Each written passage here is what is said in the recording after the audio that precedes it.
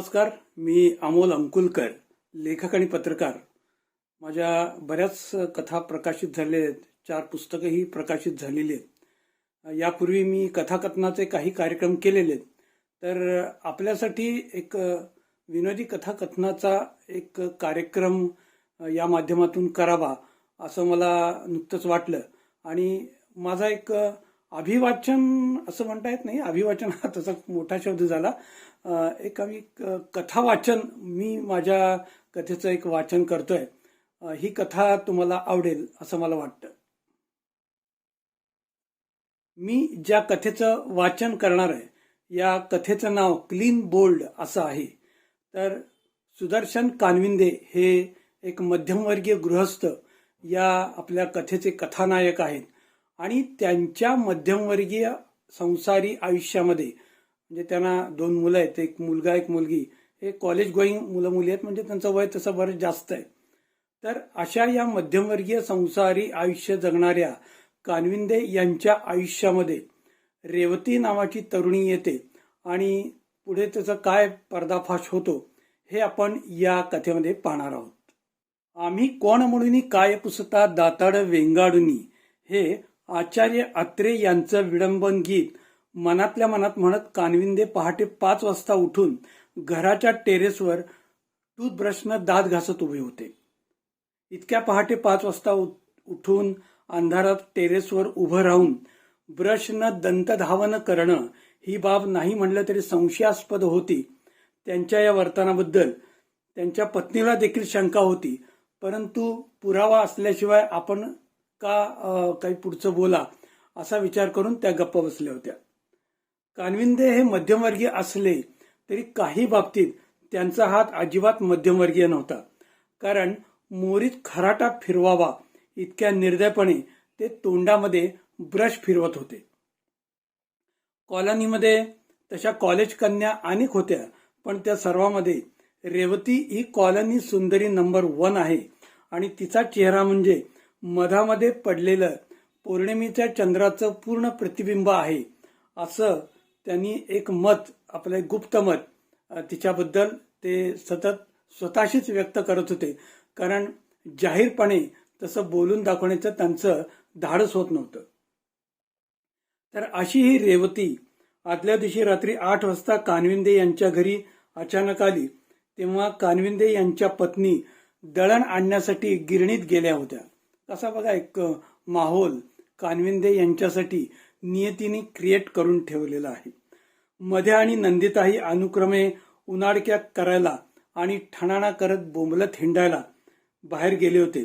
त्यामुळे कानविंदे आरामात पाय पसरून टीव्हीवर 4 दिवस सासूचे ही मालिका पाहत होते. मालिकेतील मानसीप्रमाणे आपल्याला देखील एक छान मैत्रीण असावी असं त्यांना खूप वाटत होतं. परंतु त्यांच्या या मध्यमवर्गीय इच्छाच राहिलेल्या होत्या. परंतु सर्व दिवस काही सारखे असत नाही. रोज दोडक्याची भाजी खाणाऱ्या माणसाला एखाद्या दिवशी रसगुल्ला खायला मिळतोच. हे सामान्य माणसाच्या आयुष्यामध्ये होतं. तर मग सामान्य मध्यमवर्गीय असलेल्या कानविंदे यांच्या आयुष्यात का घडू नये? मी आत येऊ का? 4 दिवस सासूचे मालिकेच्या टायटल सॉन्ग पेक्षाही मधुर आवाजात कॉलनीमधील रेवतीने कानविंदे यांना विचारलं. तेव्हा पटकन उठून कानविंदे यांनी टीव्हीचा आवाज कमी केलेला आहे. त्यांनी विचारलं, कोण? मी रेवती, आत येऊ का? या. कट साईज बनियन आणि बरमुडा घातलेले कानविंदे यांनी रेवतीचं साशंक आणि संकोची मनाने स्वागत केलं. एरवी एकाही कॉलेज कुमाराकडे डुंकूनही न पाहणारी ही कन्या आपल्याकडे कशी आली हे कानविंदे यांना कळेच ना. काकू आहेत का घरात? नाही, ती दळण आणायला गेली. मंद सुगंधाचा सेंट फवारलेली रेवती आणि बनियन बरमुडावर असलेले आणि काखेतून केस उगवलेले कानविंदे हे विरोधाभासी व्यक्तिमत्व टीव्हीतील सासू आशालता हिला व्यस्त वाटलं असावं. कारण पुढच्या दृश्यात ती दणादणा पावलं टाकत आपल्या खोलीत निघून गेली. झालं काय माहिती का? रेवती तिने बोलायला सुरुवात केलेली. ती म्हणाली, झालं काय माहिती का? उद्या आमच्या घरी सत्यनारायण आहे. त्याचं तुम्हाला खास आमंत्रण द्यायला आलेलं आहे. हो हो, येऊ की, कानविंदे म्हणाले. माझं ऑफिस 6 वाजता सुटतं, त्यानंतर मी प्रसादाला येतोच आहे. बाय द वे, रेवती हिने खडा टाकला. ती म्हणाले, थोडंसं एक विषयांतर करते. कानविंदे, तुम्ही तुमच्याकडे जरा लक्ष द्यायला शिका. You look so charming. स्वतःच्या इतक्या ग्रँड पर्सनॅलिटीकडे दुर्लक्ष तुम्ही असं करता? अहो, टी शर्ट जीन पॅन्ट तुम्हाला खूप शोभून दिसतं. वाटलं तर पुरुषांच्या ब्युटी पार्लरमध्ये देखील जात जा. ते मानेवरचं वार्ड, ते काय चामखिडी जे दिसत आहेत त्याही काढायला तशी मदत होईल. औषधं आलीच बाजारात. तुमचे केस तर कुरळे आहेतच, जरा थोडं क्रीम पण लावा, दिसायला खूप सुंदर दिसताल. कॉलेज क्वीन असलेल्या रेवती हिचा आपल्याबद्दलचा हा अचानक आलेला रिमार्क पाहून मध्यमवर्गीय कानविंदे यांचं मन एका अनामिक भावनेनं असं हुरहुरलं. त्यांचं केसाळ अंग अनामिक भावनेनं हुरहुरलं. त्यांना कळेच ना आपण हे काय ऐकत आहोत आणि काय पाहत आहोत. तेव्हा त्यांच्या मनाची ही अवस्था अशी झालेली आहे. त्याच्या भरात थँक्यू म्हणायचं सुद्धा कानविंदे यांना सुचलं नाही. माझं एक काम होतं तुमच्याकडे. आणखी एक शब्दझंकार करत रेवती म्हणाली, उद्या पहाटे 5 वाजता टेरेसवर उभे राहा, मी बरोबर येते. असं म्हणून लाजत लाजत रेवती निघून गेली. आपण हे काय ऐकत आणि अनुभवत आहोत हे थोड्याच अवधीत बहकलेल्या कानविंदे यांना कळेच ना. रोज पालिकेच्या नळाच्या पाण्यानं आंघोळ करणाऱ्या कानविंदे यांना आज अंगावर जाईजुईच्या आणि सुगंधी गुलाबांच्या फुलाचा सडा अंगावर पडावा असं वाटलं. आणि म्हणूनच कानविंदे घराच्या टेरेसवर पहाटे 5 वाजता ब्रशनं दात घासत उभे होते. खरं पाहता आपल्याला पहाटे भेट म्हणून गोड आव्हान देणाऱ्या रेवतीला भेटताना ब्रशनं दात घासणं हा सीन तसा ऑड असला तरी कानविंदे यांना बायकोची जाम भीती होती. तिला कोणताही संशय येऊ नये म्हणून दात घासण्याचं नाटक त्यांना करणं भागच होतं. एवढ्या पहाटे सुंदर रेवतीचं आपल्याकडे काय काम असावं बरं, या विचारात ते असतानाच खाली पैंजणची छुमछुम ऐकू आली आणि ते ऐकून कानविंदे यांच्या केसाळ कानांवर रोमांच निर्माण झालेले. हॅलो, मी रेवती. खाली उभे राहून हळुवार आवाजात आणि हात हलवून कानविंदे यांना ती म्हणाली. ते पाहून कानविंदे यांचं हृदय आम्रखंडाप्रमाणे गोडगोड झालं. जे ना आत ये. कानविंदे तोंडातला ब्रश काढून अधीरतेने म्हणाले, बंगल्याचं फाटक मी उघडच ठेवलेलं आहे. आज आमच्या घरी की नाही सत्यनारायण आहे ना, म्हणून तुमच्या घराच्या अंगणातील झाडाची फुलं घ्यायला आलेले. हे ऐकून पहाटेच्या अंधारातही रताळ्याचा किस खाल्ल्याप्रमाणे चेहरा करत कानविंदे पेस्ट थुंकून जरा नाराजीनेच म्हणाले, काय इतक्या पहाटे तू मला भेटायला आली? मला असं काय काय मी स्वप्न बघून बसलो तेवढ्या वेळेमध्ये. काय तुला आमच्या अंगणातली फुलं पाहिजे म्हणून इतक्या पहाटे कडमडली? सॉरी, आलीस होय? एव्हाना कानविंदे यांची पत्नी झोपेतून जागी झाली होती. खिडकीचा दरवाजा किलकिला करून त्यांनी पाहिलं. दरम्यान कानविंदे टेरेसवरून खाली उतरले होते. त्यांनी कोपऱ्यातला स्टूल घेऊन त्यावर चढून रेवतीला झाडावरची फुलं काढून दिली. तिनं गुलाबाचा फुल मागताच कुंडीतील गुलाबाच्या रूपाची फुलं तोडून तिच्या हातात देताना तिच्या हाताला मुद्दाम स्पर्श करायला देखील ते विसरले नाहीत. हे दृश्य पाहून कानविंदे यांच्या बायकोनं पहाटे पहाटेच घर डोक्यावर घेतलं. मुलगा मध्याला धपाटे घालत सौ कानविंदे त्राग्याने म्हणाल्या, मध्या माकडा उठ बघू. हे पहा तुझ्या पितामांचे चाळे. मला गजऱ्यासाठी कधी आयुष्यात फुलं काढून दिली नाही. यांना कधी वेळ नसतो. आणि ते कोण कुठल्या रेवतीला मात्र गुलाबाची फुलं? अरे हे सगळे टीव्ही सिरियलचे परिणाम आहेत. उठ मध्या, बघ तुझ्या बापाची थेर. आपल्या स्वप्नात हे अचानक रेल्वे इंजिन कुठून आलं या विचारात डोळे चोळत मध्या उठला. त्यानंही हातात फुले घेऊन जाताना आपले वडील तिला बाय बाय करताना जे दृश्य, ते भयंकर दृश्य पाहिलं. आणि सौ कानविंदे यांचा मूड त्यानंतर जो बिघडला तो बिघडलाच. त्यामुळे घरात अगदी टेन्स वातावरण निर्माण होतं. तुमचे वडील 2 मुलांचे बाप असूनही रोमॅन्टिक झाले आहेत. या घरात सवत आणण्याचा त्यांचा विचार आहे. जेवायला वाढता वाढता सौ कानविंदे डोळे पुसत म्हणाल्या, मुळीच नाही. ताटातलं न आवडणारं वांग्याचं भरीत मध्याच्या ताटात हळूच ढकलत कानविंदे बायकोला म्हणाले, अगोदर रडणं बंद कर. जेवायला वाढताना गृहलक्ष्मीनं असं रडणं बरं नाही. गेल्या रामनवमीला साक्षात प्रभू रामचंद्रानं मला दर्शन दिलं. एक पत्नीव्रताचं पुण्य असल्याशिवाय का हे अशी स्वप्न पडतात? पण परवा तर डॅडी तुम्ही कृष्ण म्हणाला होता ना, आता रामावर घसरला काय? इतका वेळ गप्प बसलेल्या नंदितानं फिसकन हसून तोंड उघडलं. तू गप गा. कानविंदे आपल्या मुलीला नजरेनं दटावत म्हणाले, शेवटी राम काय कृष्ण काय दोन्ही एकच स्वरूप आहेत ना.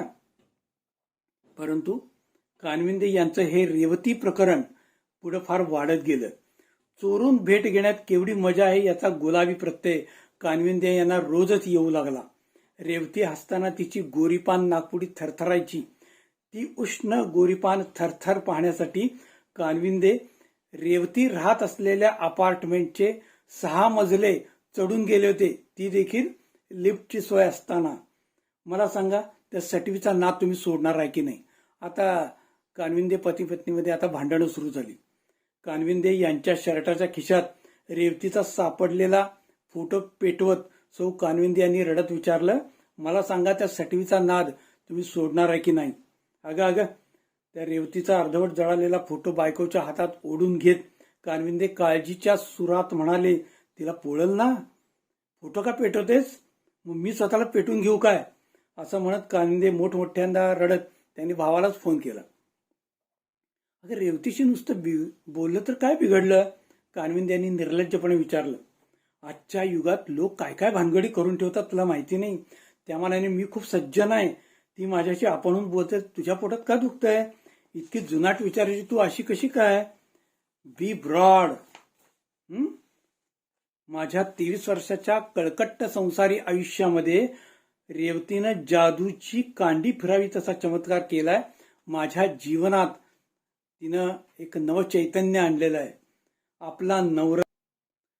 आपला नवरा रेवतीला विसरायला तयार नाही हे सौ कानविंदे यांच्या लक्षात येताच त्यांनी रागारागाने बॅग भरली आणि त्या तडक माहेरी निघून गेल्या. आणि एकदा बायको माहेरी निघून गेल्यानंतर कानविंदे आणि रेवती यांना म्हणजे भेटायला तसा मोकळा वेळ खूप मिळू लागला.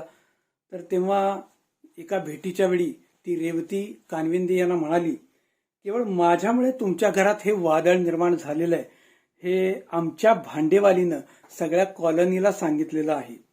तुमची पोरही आता मोठी झालेली आहेत, ती काही म्हणणार तर नाहीत ना? हे जाऊ दे, त्याची कसली चिंता.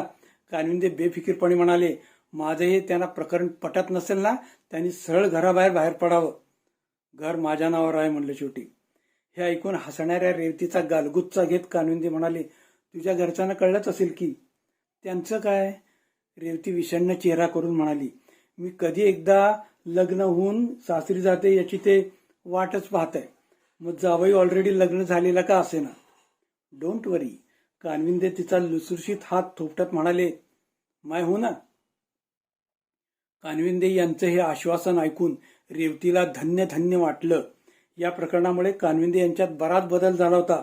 त्यांची हेअरस्टाईल बदलली, कपड्यांचा चॉईस बदलला. जुन्या चपलाऐवजी ब्रँडेड रेड चिप शूज बूट ते घालू लागले. गॉगल, महागड्या जीन्स ते वापरू लागले. रोज सायंकाळी रेवतीला घेऊन 5 स्टार हॉटेलमध्ये डिनरला जाऊ लागले. आणि वडिलांचे हे चाळे पाहून वैतागलेल्या नंदिता आणि मध्या हेही त्यांना खूप राग येऊ लागला. त्यांची मित्रमैत्रिणी त्यांना नावं ठेवू लागली. ते बघून ते सुद्धा आईकडं निघून गेले.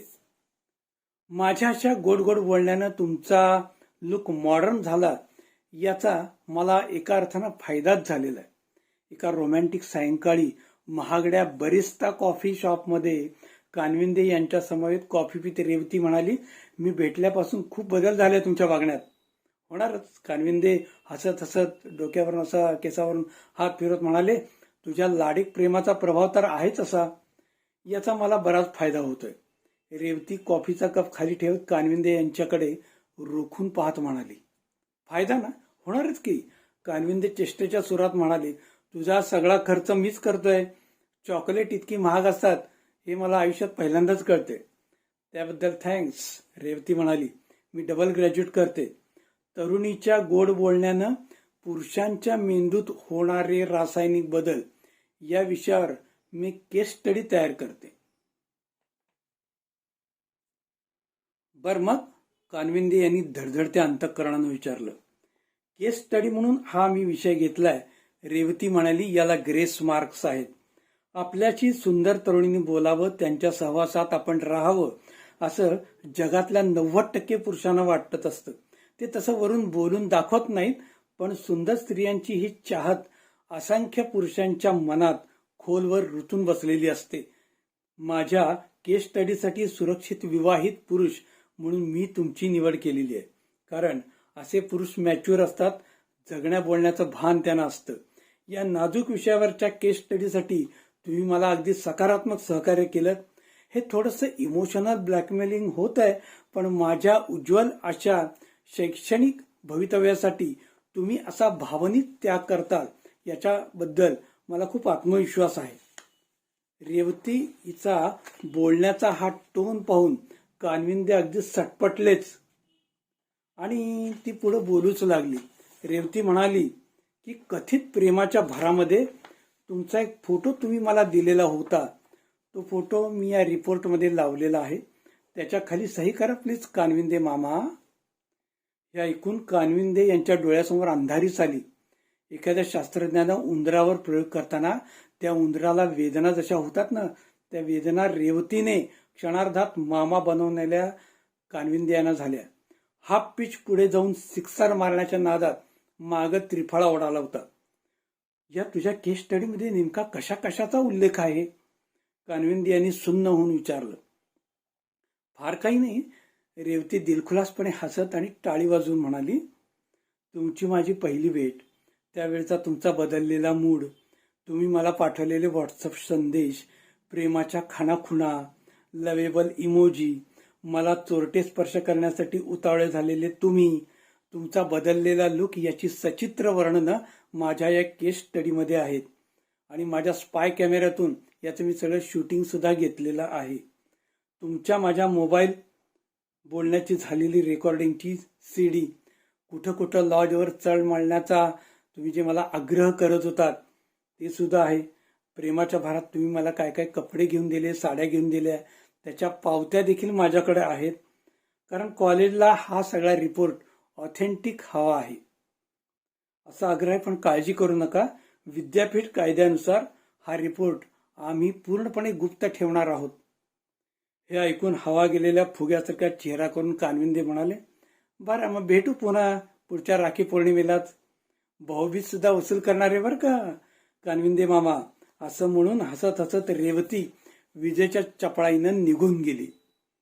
रेवती हसताना तिची गोरीपान नाजूक नागपुडी यावेळी देखील थरथरली होती. पण ही थरथर म्हणजे भूकंपाची थरथर आहे हे समजायला संसारामध्ये 23 वर्षे घालवलेल्या कानविंदे यांना देखील जरा वेळ लागला. नमस्कार.